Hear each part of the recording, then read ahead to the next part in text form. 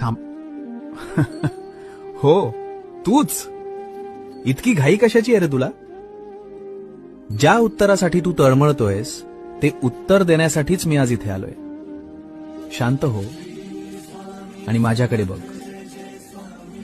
तुला फक्त तुझे रिकामे हात दिसले, पण त्या रिकाम्या हातांनी जेव्हा जेव्हा तू माझ्या पायरीला स्पर्श केलास तेव्हा तुझ्या नशिबातले कितीतरी काटे मी उपसून काढले. हे तुला दिसलं नाही? मी तुला रिकाम्या हाताने परत पाठवलं, कारण मला तुला चिल्लर नाही द्यायची होती. मला तुझी पात्रता इतकी वाढवायची होती की त्यात माझं यश मावेल. जर मी तुला पहिल्याच दिवशी सर्व दिलं असतं तर आज तू माझ्या दारात नसतास.